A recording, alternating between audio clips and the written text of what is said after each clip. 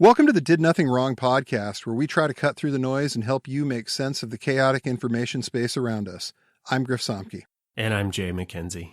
Ronna Romney McDaniel keeps her job as the RNC chair, but what about the 30% of Republicans that would prefer Mike Lindell? And were the cops that killed Tyre Nichols in a gang? Or is Lauren Witzke telling stories again? Remember, if you enjoy our work, please subscribe to our newsletter at www.didnothingwrongpod.com. And if you're listening to us on Apple Podcasts, Google Podcasts, or Spotify, please give us a 5-star rating. Thanks again for your support. We've got a great show for you today. Thanks for listening.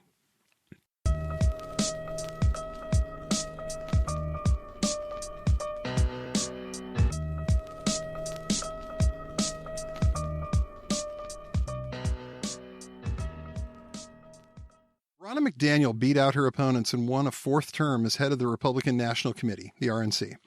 In a statement afterwards, McDaniel told the RNC committee members, quote, "We need all of us. We heard you, grassroots. We know. We heard Harmeet. We heard Mike Lindell. But with us united and all of us going together, the Democrats are going to hear us in 2024 when we take back the White House and the Senate."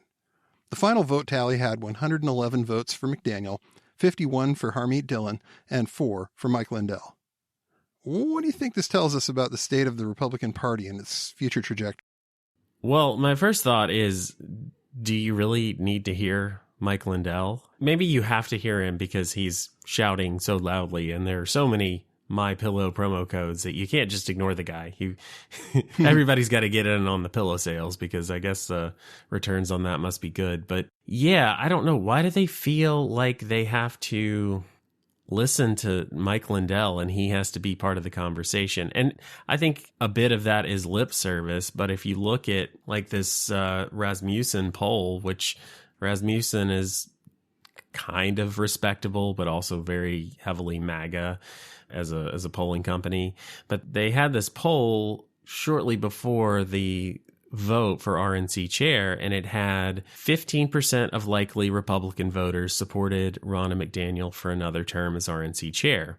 Meanwhile, 30% of GOP voters supported Mike Lindell, with 20% supporting Harmeet Dillon, and the rest were either didn't support any of them or were undecided. But 30% of Republicans want Mike Lindell to be the head of the RNC. And so I guess if you're Ronna McDaniel, you have to pay a bit of lip service. And the divide here is the people who actually voted for the RNC chair, they're part of the RNC. We don't have a national election to elect the head of our political parties, but no, they're aware of these polls. They're aware of how popular Mike Lindell is. And so they have to at least pay lip service. Now, I know Mike Lindell has gone on Bannon's show and complained about Ronna McDaniel not taking his calls and not listening to him. And he also did this standing next to Kari Lake, where in the same interview, Steve Bannon is calling her the current governor of Arizona. Why isn't Ronna McDaniel listening to the governor of Arizona, which she very much is not. And Katie Hobbs is already in the governor's mansion. But this is Mike Lindell from Steve Bannon's War Room podcast. But one of the things that I want to say is we need to hold the RNC accountable. They did say, I will work with Mike Lindell. I can't wait to work with Mike Lindell. Well, when you work with me, it's election crime, not a weak word like election integrity. It's called the election crime. We're going to talk later in the week. We're setting up the election crime unit, Steve. So everybody stay tuned. It's going to be big. This is the world they live in. This is the information space they inhabit. So Mike Lindell to 30% of GOP voters, they know what they're going to get in terms of conspiracies and election lies and utter nonsense, but they're here for it. Yeah, he also claims, this is an article from the Huffington Post, in his sales pitch to committee members as well as in media interviews, he has frequently claimed that he has been a major donor to the RNC, but he stopped after learning of the party's wasteful spending, which he termed a money laundering operation. Quote, with the RNC, the money, I used to be a big donor, and when you donate money, and when I find out almost half of it was going to fundraising, that's just too much overhead. That's crazy, Lindell said last week at a quote-unquote debate sponsored by pro-Trump radio host John Fredericks, whose program Lindell sponsors. I'm sure he's got his own 10% off coupon, too. In fact, Lindell has never donated directly to the RNC, and he never donated to a federal candidate or committee at all prior to Trump's nomination in 2016, according to a HuffPost review of FEC records. So it's like the guy has, for lack of a better term, chutzpah'd himself into the conversation about how this should go. And there's a segment of the base that absolutely loves him. They think he's just great. They see him on Bannon's show. They see him on with Flynn. They know that he's sponsoring people like Poso with promo codes for MyPillow. I'm sure that he's sold a whole ton of pillows to these people. But he seems to be almost kind of a gadfly in real terms, in terms of actual money, actual being able to put money into these campaigns. So it's big donors versus the base again, it seems, for them. Yeah, it's the very online media space versus the establishment and the donors, and they're vying for the future of the party. And clearly there are people listening to MAGA media, and they are hearing the things that Mike Lindell is saying, and they think that sounds great. Dispute every election, or every election we lose must have been rigged. Well, they're okay with it. And obviously, there's got to be a good amount of that 30% that is on board for QAnon, or at least thinks maybe QAnon is right about a lot of things, or get some stuff right, and you just have to sift through some of the uncertainty, whatever the thing is. Even if they're not full-throated, there are plenty of people who still take that idea seriously, and Mike Lindell is fine with that. Mike Lindell, with his cyber ninjas and his symposiums, are still going around, still trying to prove how the election was rigged. And he's going to keep doing it. He's going to get people to keep buying his pillows because he's a proud, patriotic American, and it's important for you to support his work as it moves forward. And it's really hard to tell with him what part of that is real or mostly his imagination. But it's kind of to the point that it almost doesn't even matter, because they still have him on the shows. They still retweet pictures of him and put the taglines about him fighting for America and all of these things. So I know he's doing some of it. I know some of these things he's at least putting on a show and having some sort of performance go out into the world. But so much of this is online. So it's difficult to quantify how many people are listening, how many people believe it, how much real world support there is. And Rasmussen is not the most credible poll, but it's also not at all. I don't find that number difficult to believe.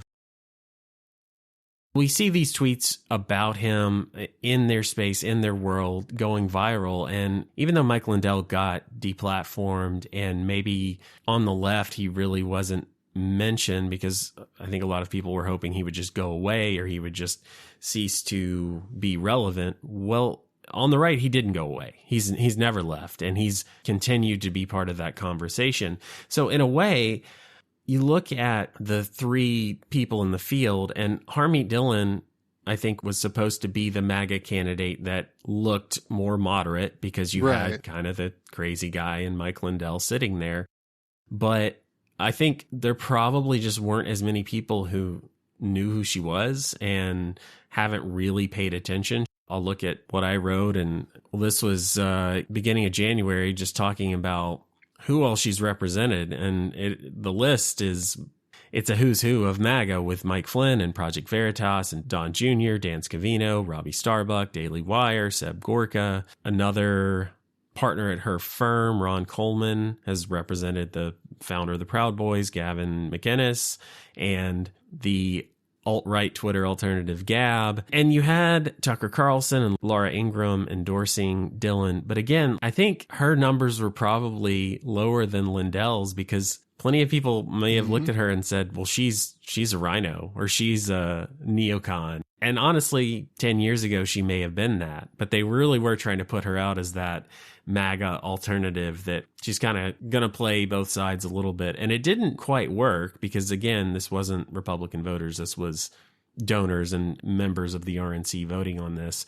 But she made a pretty big dent. A sizable chunk of the voting percentage. And I think that Obviously they're really frustrated over there because they haven't had the kind of national success that they'd like to have. And there's a lot of people on that side of the fence that don't think they're going to get it with Ronna McDaniel.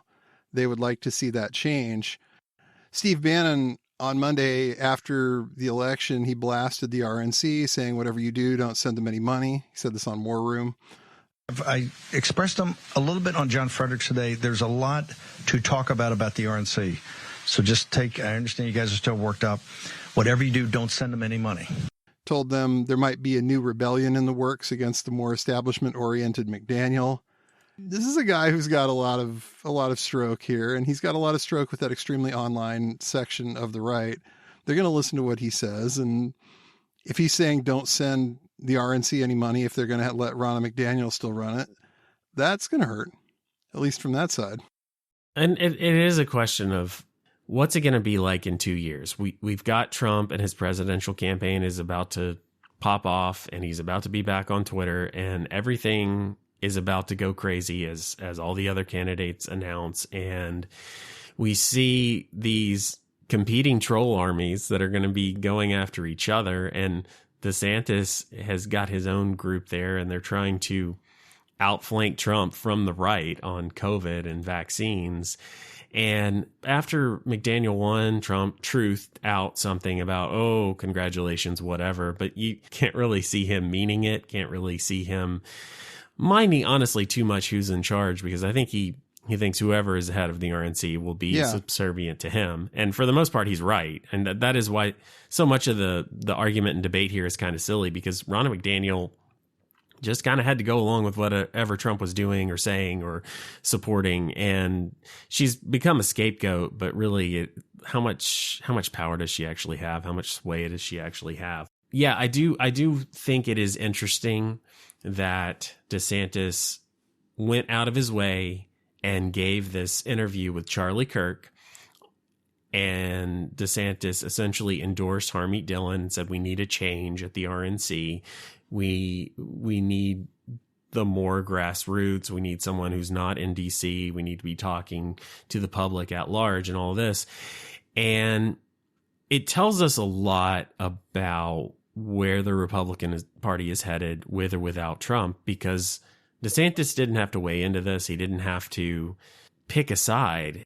No one was waiting for him to say anything, but he intentionally, I think, did this in an interview with Charlie Kirk, when Charlie Kirk was the one person who was pushing Harmeet Dillon to the forefront and saying we need change and saying Ronna McDaniel isn't good enough and all this.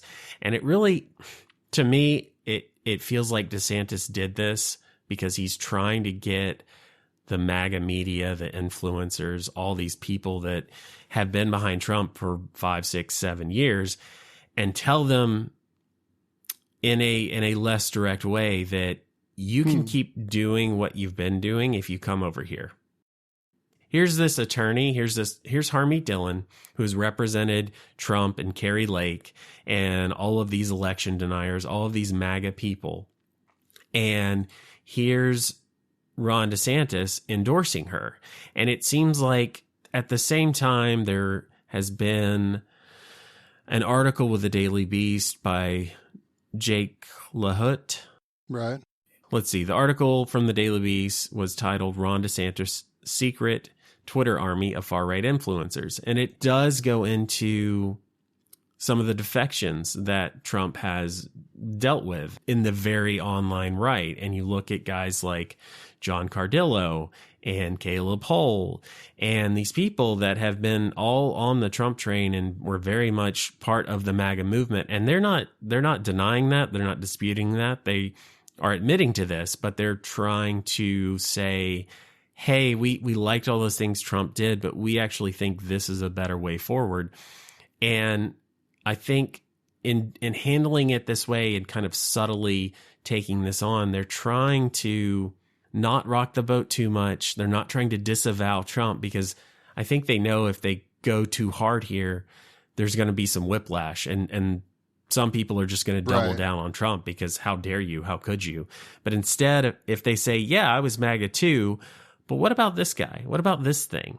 And I still don't think it's going to work, but I see the play here. So this is the the Daily Beast article about the Ron DeSantis troll army, and it goes on to describe who exactly we're talking about here. And it says, and who are, according to 3 Republicans who received the initial pitch, among the ranks in DeSantis's digital army. You've got Jack Murphy, a podcast host and self-described alpha male Giga Chad, involved in a quasi-professional cuckolding porn scandal.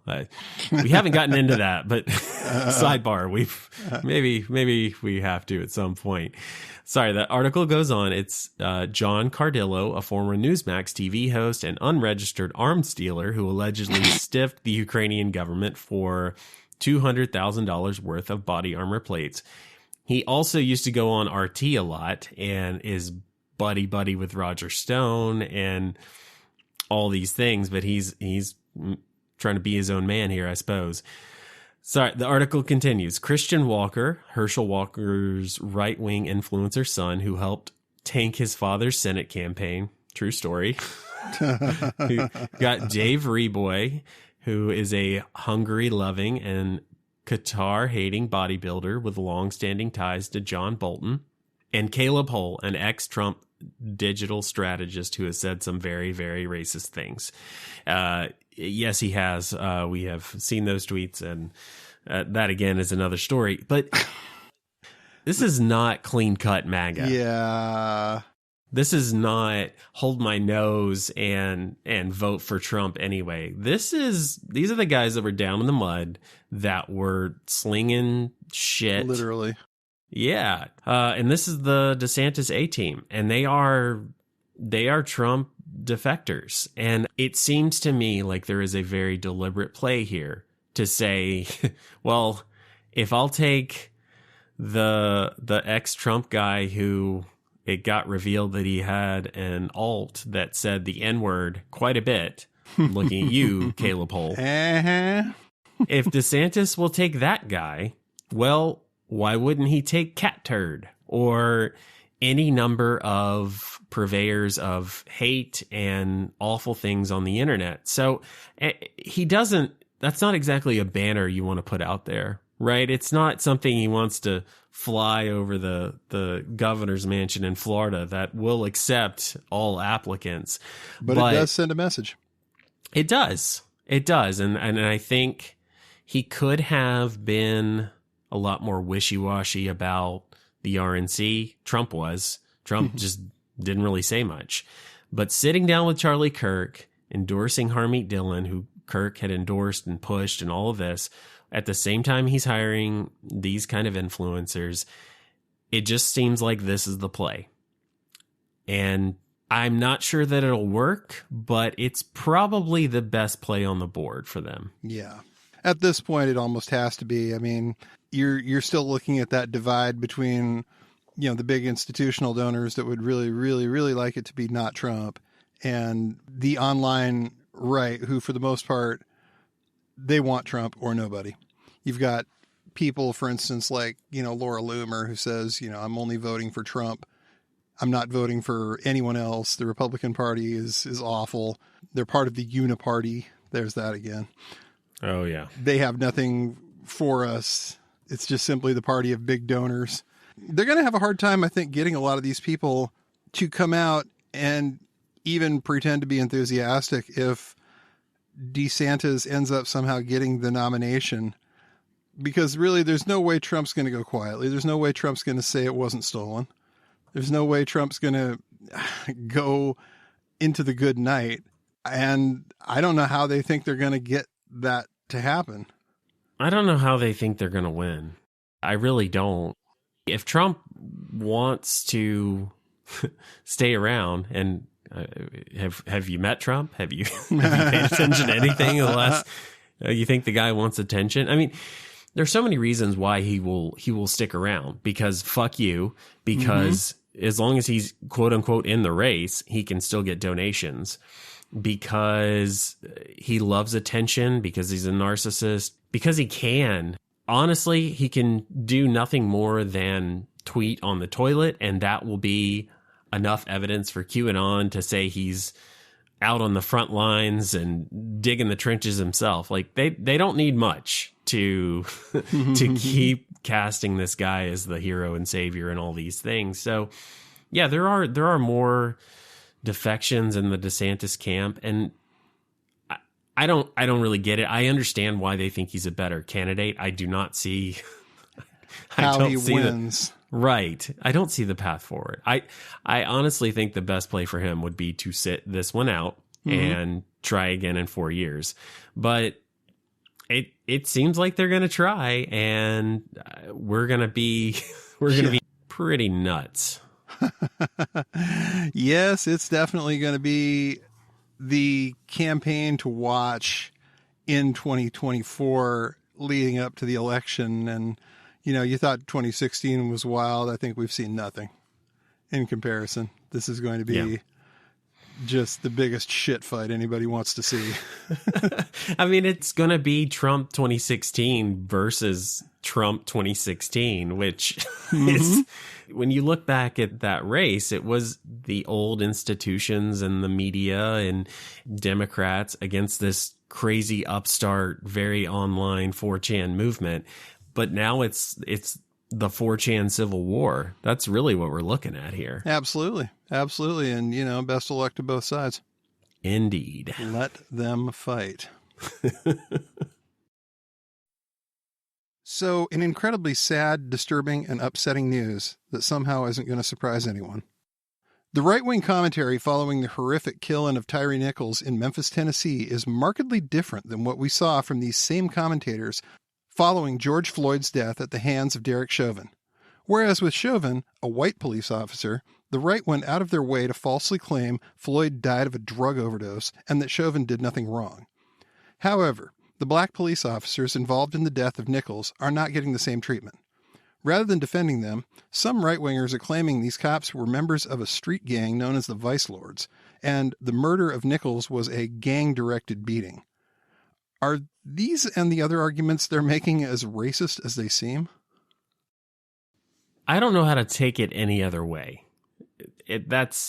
When I look at this, it just seems extremely racist. And the right was so quick to defend Derek Chauvin, and they came up with so many different ways where it wasn't his fault. It was George Floyd was a drug addict, and they had stuff about George Floyd supposedly held a gun to a pregnant woman's belly, which was later disproven. And they went all in on the character assassination of George Floyd in order to paint Chauvin as innocent. And there are plenty of people in this space who still think he's innocent. They're still talking about and tweeting about his appeals and saying what a grave injustice it was. And they tried really hard to get him off, and some of them are still trying. Meanwhile, the immediate response to Tyre Nichols and the police officers who are on video beating him to death was to attack the police officers. It started, as far as I can tell, with Lauren Witzke, who is a right-wing commentator who apparently created the Died Suddenly, quote-unquote, documentary, which is anti-vax and saying that people can't just die suddenly of a heart attack. It must be because that just wouldn't happen. It must be because of COVID-19 vaccines and something big pharma is profiting off of your death. The Great Reset is happening before our eyes. It should be said that we can't really find a source before Lauren Witzke said this, and we can't find anyone else who's saying it. Everybody else who's talking about this is using her sourcing and phrasing it in terms of, is it true? There are reports, and her initial tweet was phrased, we are hearing reports. And I would like to ask who the we is in this circumstance. Is it who Q is it? Or the mouse in her pocket or the voices in her head, or who exactly are we talking about when we say we in her case? Let me go ahead and read it. Like you said, everything else that is out there pushing this narrative is some play off of what she tweeted, and it was put out in a tweet, and nothing more official than that. Although these days that's essentially it's enough. I guess that's enough. But here's the thread. Lauren Witzke on January 28th. We are investigating a tip that 3 of the 5 officers in the Memphis PD beating of Tyre Nichols were members of the Vice Lords gang and under their direction. Other gang-directed beatings were reportedly found on their phones. Reportedly, right? Yeah, who reported that? Again, by whom? Recordings as proof of carrying out the beating. According to our source, which is who knows, they somehow were hired because the standards have dropped since police departments have had a hard time hiring due to the Black Lives Matter movement. I'll stop here because I will say they're trying to cast this as Black Lives Matter is the problem, and they're tying this in with defunding the police is the reason this happened. Look, police around the country have had hiring issues for quite a while now, and maybe 2020 made it worse in some places, but this has been an ongoing problem. And again, it seems like you had to add in that part about due to the BLM movement because you got to make it kind of racist. It feels like it's just coded in every bit of this. So she goes on, and it ends up being supposedly tied to some bonding company in Chattanooga, Tennessee, where I'm from, which is the other side of the state. Who knows? I like you said, we've looked, we tried to find any sort of additional source, actual evidence. The only thing that I can find is that, yes, the Vice Lords have been active in Memphis. They are based in Chicago. Chicago is not that far away from Memphis. There have been, in 2019, there was a local leader of the Vice Lords who was killed in Memphis. Last year, I think it was in June of last year, there were several members of the gang that were arrested.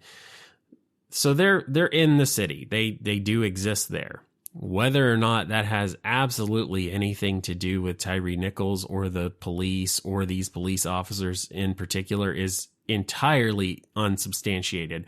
But Lauren Witzke, the great investigator of COVID-19 vaccines, and her is on the case. So she's got a clear track record here. She does definitely have a clear track record. And when you look at her track record, it's a little scary, to be honest. She's got quite the track record. She has expressed, this is according to Jewish Political Guide, she has expressed support in the past for the far-right conspiracy theory QAnon, which the FBI has deemed a potential terror threat. She's pictured here wearing a QAnon shirt. She's also tweeted WW1WGA, which is where we go one, we go all. It's a QAnon slogan. And on Instagram, she posted the hashtag QArmy. She says that in January 2020, she's no longer promoting the conspiracy, but she seems to have maintained ties with those who do.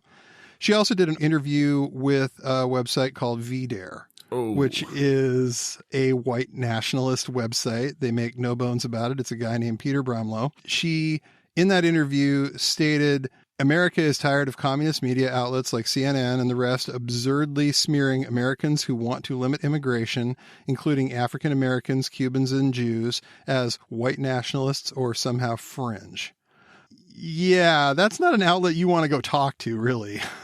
And normally, the normal, even fairly hateful, xenophobic, anti-immigration rhetoric rarely mentions Jews, because how often are specifically Jewish people coming to this country compared to anyone else? What percentage of our immigrants are specifically Jews? Not a lot. It can't be not high. That high. And so it's not something that these people really tend to spend much time on, because it's, 1% of 1% or something? It might be higher than that, but it is not a large portion of our immigrants. So yeah, why did you have to throw in Jews there? Why did the QAnon lady? Yeah, well, maybe it's the next thing, because she's also been associated publicly thanked far-right activist Nick Fuentes after he congratulated her for her primary victory when she was running for Senate in Delaware. That might do it. We did an entire show on Nick Fuentes recently. If you want to know about Nick Fuentes, you can go to our website and download that podcast and, have a bucket ready because you're probably going to throw up. Yeah, it was pretty bad. Episode 32. It's a good one, but it's the Nick Fuentes show. It's a little hard to listen to, but yeah. She also has a mind for conspiracy theories. This is per the Daily Beast. At some point in her life, she watched the 9/11 conspiracy theory video Loose Change, which argues that the United States government knew about the terrorist attacks in advance. And she has described the film as a turning point in her thinking about the world. Yeah, she started making appearances on a pro-Trump event tour with a rotating cast of pro-Trump internet personalities. The group's most prominent members included conspiracy theorist Liz Crokin, who Witzke described in 2019 as, quote, the journalist who uncovered Pizzagate. Oh. Dylan Wheeler, a QAnon promoter who goes by the handle Education for Liberals and has referred multiple times to the Jewish question, the same phrasing used by white supremacists to refer to Jewish people. So maybe that's why she's concerned about Jewish immigration. I don't know. She's really concerned about Jews, and as Weird. It relates to literally everything. Weird. I've heard that somewhere before. Well, I wonder where. Is it really about the issues that she's discussing, or is it about Jews existing? Because of course she's in with QAnon and anti-vax and Nick Fuentes. That's the thing. She's investigating. We're hearing reports, our sources, and of course she's on Twitter, and this has gone extremely viral. And you saw guys like Poso. He had a tweet about, was this guy a member of the Vice Lords? My phone is blowing up. And then he tweets out a random article about a Vice Lords gang member in Memphis. It's that whole, I'm going to talk up the story. I'm going to put it in people's minds. I'm going to kind of feed the narrative, but I'm not actually going to say anything one way or the other. It's people will make the connections and draw your own conclusions. And it's crazy how some of these people have talking points that are very similar to QAnon. It's crazy how that works. Very. Yeah, but it does speak to, well, the credibility of the people that are the loudest and being listened to. But there is a distinct lack of credibility with this particular source. What, Pizzagate journalists aren't credible? I'm sorry. No, apparently not. People who said Loose Change changed their life. I mean, that's yeah. She's been drinking the crazy for a few minutes now, if that's the case. And it says something about how badly they just don't want to let this one go to waste, I think. This was a tragedy. This was really awful. There's a lot of reasons why this probably happened. And most of them are probably rooted in systemic racism and police culture. At some point, this doesn't happen in a vacuum. But you can't say that if you're them. You can't have that conversation. So we have to come up with some reason why these guys were the bad guys. We have to come up with some reason that we don't have to defend this. Because we'll defend it most of the time. In the case of Derek Chauvin, they defended it. Yep. Bent over backwards to try and get that guy off the hook. But their audience didn't mind. They didn't mind that even though it looked like he clearly at least committed manslaughter. On initial viewing, it looked at least like manslaughter. Right. You'll have to fact check me on what he was actually convicted. Was it murder 2 that he was convicted on? He was found guilty of second-degree unintentional murder, third-degree murder, and second-degree manslaughter by a jury for his role in the murder of George Floyd. Okay. So there could absolutely be a debate about which charge should have been brought. But the right didn't care. The right looked at that video and said, oh, he's innocent. And they reverse engineered a way to explain it, to sell it to their audience. And their audience didn't mind. And I just can't help but think that if Derek Chauvin had been black, they would not have tried that because their audience wouldn't have let them. Right. They want a certain narrative that they aren't going to get in that circumstance. And right now, it seems like they have to come up with a reason why this can't be about police culture, why this can't be about the idea of police acting in a manner that causes the community to distrust them, causes the community to get extremely upset, and in some cases upset enough to go break stuff, which is not ideal, obviously. This is not a good thing, but it's a little hard to watch that video, which I did, and not understand the anger that we had this conversation 3 years ago, almost now, in 2020, around George Floyd. And large chunks of the country went up in protest about this.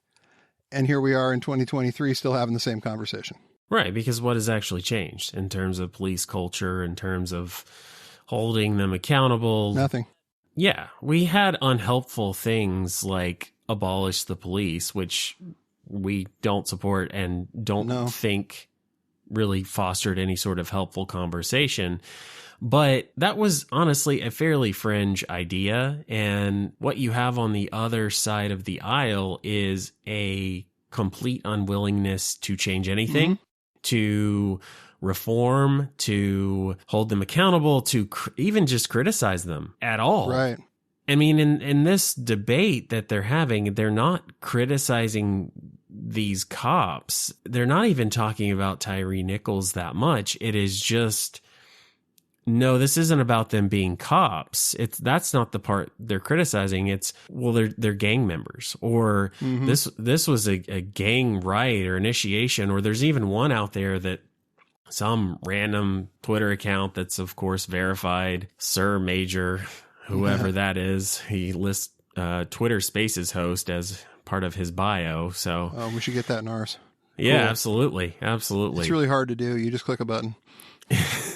Here's his tweet of, this is merely speculations and or a rumor at this point. Yeah. Well, thanks for that. This information has not been confirmed. That's his disclaimer after he tweets, breaking news, that I am being told that Tyre Nichols was in a relationship with and worked at a Memphis FedEx with Memphis police officer Demetrius Haley's ex-girlfriend and baby mama. After the beating, Officer Haley's took pictures of Tyre Nichols' face and sent it to his baby mama. So, of course, no evidence of all the crazy shit that they're flinging. This seems like the least likely to have any sort of truth or facts to it. I think it's completely bogus and made up, but they're just not willing to have a conversation about why policing is broken in this country. And when it came to Derek Chauvin, it was not his fault. Let's attack the black guy. Derek Chauvin did nothing wrong. It was the black guy who took drugs and was trying to use counterfeit money. And, well, whatever happened, it was essentially, for them, he deserved it. And now for this, it is not a reflexive, let's defend the cops. It's, they're not even really cops, or they're cops, but their more defining characteristic seems to be that they're gang members, or they're black, or this is a fight over a baby mama, because of course black people are having lots of kids. And even Tucker Carlson is pointing out things like, well, this is what you get when you have affirmative action hires on the police department. So the race riots of 2020, of course, were never about George Floyd. Obviously, that's why there are no statues of him in American cities. They were about changing the country forever. And the first step, of course, was defunding police departments across the country and forcing them to lower their standards to attract unqualified applicants, hiring officers based on skin color rather than integrity or skill or self-control, all in the name of equity. Now, does that result in better policing? Well, what happened in Memphis a few weeks ago is one indicator. Yeah, so of course Tucker went to race, and he did throw in that affirmative action hires. And it is, again, that idea that they're bad cops or they're not real cops. He's not saying because they're black, but he does mention that they're all black, and he does mention George Floyd, and he does kind of throw, of course he throws shade on anyone ever mentioning white supremacy in any sort of way, because we can't have that discussion. We can't admit that there are systemic problems that are involved here. So some of the stuff about the hiring standards being lowered, I wouldn't absolutely wouldn't be shocked if that was true, but I don't know that it has anything to do with George Floyd. I think there's been a reluctance to be a cop for quite a while now by it's a national problem, and 2020 and Derek Chauvin probably made it worse. But again, it's not that Derek Chauvin, who is now a convicted murderer, it made it less likely for people to want to be a cop. It's not that we can have the discussion about, hey, this cop killed a guy, and maybe people don't want to be cops because they don't want to be associated with that, or they don't want people to look at them that way. It has to be, oh, you've just made it harder for cops. You've made it worse. We're hiring worse cops. And kind of implied here is, oh, we're hiring all these black cops. And he's not saying that that's bad, but gosh, I feel like his listeners hear that, don't they? Yeah, that's a dog whistle. He is dog whistling the hell out of that, and I would be willing to bet he knows it. This is Tucker, after all. He is quite the prolific dog whistler. And I really think that, they seized on the whole abolish the police, defund the police. Guys like Tucker, they got all over that and promoted it relentlessly like it was an actual serious policy proposal or something. Even defund the police didn't really go anywhere most places. They tried to pin that on Joe Biden, and oh yeah, Joe Biden wants to abolish the police. And if you looked at his record, it was clear that he was not going to do that, and he clearly did not do that. He said that at the time too. Yeah. He said that was a stupid idea. The point, though, wasn't really to try and convince, obviously, anybody on the other side of the aisle. They wanted to convince their core audience. And if you look at it the right way, I don't want to sound paranoid here, but to some extent, they've been running sort of an active measures campaign against police for a while, in a lot of ways, trying to convince the police that they're under siege, that they're under threat. They would like to break down the societal order of things. We know this. And the police are one of the pillars of societal order, especially now that we've cut the social safety net to the bone in most places. The police end up doing a lot of jobs they shouldn't necessarily have to do. They get called out for things that in a lot of cases would be better served with social workers, would be better served with EMTs or paramedics, but we don't have the funds for any of that anymore. We've cut all of that. So now we send the police. And it a lot of the time doesn't work out as well as it probably could.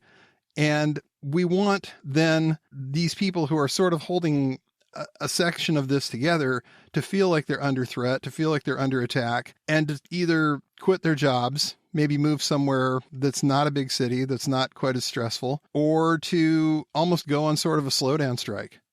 I am really convinced that a lot of this propaganda like that has been designed to, mess with the cops themselves. And yeah, sorry if that sounds a little paranoid, but that's what these people do. Well, if you're looking at Tucker and some of these people as dog whistling or maybe kind of secretly endorsing an idea like accelerationism, what better way to increase the chaos and to cause more turmoil than to make cops scared to do their jobs, or make people not want to be cops, or make people not listen to cops? If the idea is society is broken and we need to create something new, which, yeah, even if they don't believe it, they're, again, pushing a lot of the same talking points and rhetoric. This is what you would do. Yeah. I absolutely get what you're saying, and I get where you're going with that, because I looked at, there's this post-millennial article that a bunch of people on the right shared, and the article is less important than something that I took from it, but they took specific issue with a local news report from Fox 13 Memphis. And the issue they took was that, the post-millennial article said a local news report from 2021 praised efforts by the department to recruit more people of color due to their purported likelihood to use force far less frequently than white male officers. And I looked at the article, and the Fox 13 Memphis article is titled More Diversity, Less Brutality, the local partnership that could be a model for the nation. And it does go into the idea that black people being killed by the police is still an issue, And there's some evidence and some research which has said that black cops will commit less violence against black offenders. Now, clearly, in this case with Tyre Nichols, that is kind of thrown on its head. But we also have to remember that outliers exist, and that doesn't necessarily make the study and the information that's out there untrue. We have to remember viral videos they're a peek into society and culture and the world that we live in, but they do not explain all of the things that occur on a daily basis. They do not make up the entirety of us, right? It is a little snapshot, and it can very quickly kind of distort our worldview and how we see things. And we have to be aware of that and know the difference between what's real and what's on the internet, right? So looking at this article, it seems like whoever put it out there and wrote it wants things to be better. And we can debate what they say here, whether or not it's true, whether or not it really works, whether or not enough is being done. But it absolutely seems like the author of this article, the author of the study, is looking for solutions and change. And the right just wants to point and laugh at that. They seem to take joy in belittling people who are looking for solutions. Maybe this isn't it, but let's admit there's a problem. Yeah. Let's try to get at the root cause, and let's try to make this better. And that's not what they want. They want it to burn. I mean, we see it with how they treat the FBI. We see it with what they've said about the FBI and what they've said about federal law enforcement. And who's to say that they don't see it the same way at the local level? It's really a problem, and we need solutions. Like you said, we don't need more finger pointing. We need to find a way. I remember at the time thinking that we don't need to, defund the police. We need to reimagine it. We need to look at where we're at with this concept and see if it still fits where we're at, and reimagine what it means to be a police officer, I think, in this country. I think that we're holding to a pretty outdated model that just doesn't work anymore. Well, and if you think back to the horrible, deadly shooting in Uvalde, Texas, and what happened, the cops didn't go in. They could have saved lives. They could have stopped some of the bloodshed and death that happened that day. And they wouldn't go. I think they were armored vehicles that they were using in Texas. And yeah, if you're talking about reimagining it or changing it, why don't we look at something like that and say, did you really need that armored vehicle, or do you need some better training or some better oversight or a different way of imagining your role here, whatever it takes, so that instead of cowering and hiding and refusing to go in, you do your job. And that doesn't sound like a money problem. It's a training problem. Yeah. It's a culture problem. It's a training problem. It's when all you have is a hammer, every problem looks like a nail problem. And in a lot of cases, that's what the situation is. That's why things get bad, is because we don't train these guys enough. This is Henner Gracie, a jiu-jitsu expert who, along with his brother Hiron, spends most of his time training law enforcement officers and other first responders to use Brazilian jiu-jitsu as a means to de-escalate confrontations. The average police officer in America gets 0 to 4 hours per year in empty hand control tactics training, which is essentially nothing. When any disastrously undertrained police officer gets into a physical altercation that exceeds their very limited abilities, they panic. And in many cases, they escalate their level of force rapidly and excessively because they simply don't have the calm, controlled means to physically de-escalate these high-stress situations. And here's the problem. To the untrained eye, the panic-induced uses of excessive force that every poorly trained officer is either guilty of or at risk of looks virtually identical to the anger-induced uses of excessive force that we associate with police officers who are a disgrace to the profession. I'm obviously biased as a jiu-jitsu guy, but having seen the program that a lot of departments are using, having gone through that training, that seminar myself, I'm here to tell you that if they went ahead and did that, and they've seen some promising results in places like Marietta, Georgia, with use of force going way down, I think this is something that you could use as a way to sort of bridge that gap and give people more tools in their belt. So confrontations don't end up turning into, well, I've got to use my stick or my gun every time things get threatening. I think we could really make a lot of progress if we were to implement something like what they've implemented in Marietta, what the King County Criminal Justice Academy, the academy that most of the Washington cops go through, is implementing on a daily basis. I think if you were to implement something like this nationwide, you could see a lot of good being done here. So I would get every cop training 2-3 times a week. And those are some great examples, and I'm sure there are more out there. Mm-hmm. And I think what we take away from this most of all is we're not having that discussion today. And there are a very specific group of people that are ensuring that does not occur. So yeah. Let's look for the real solutions. And yeah, like you said, it may not be a question of money. It's where that money is going, where it's being allocated.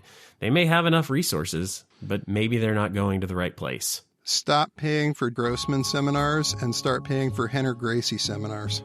There's my soapbox. Thanks for listening to the Did Nothing Wrong podcast. If you want to hear more, you can go to didnothingwrongpod.com.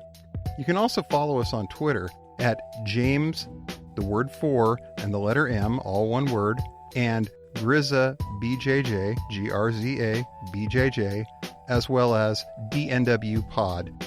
Thanks again for tuning in, and remember, everyone mentioned did nothing wrong.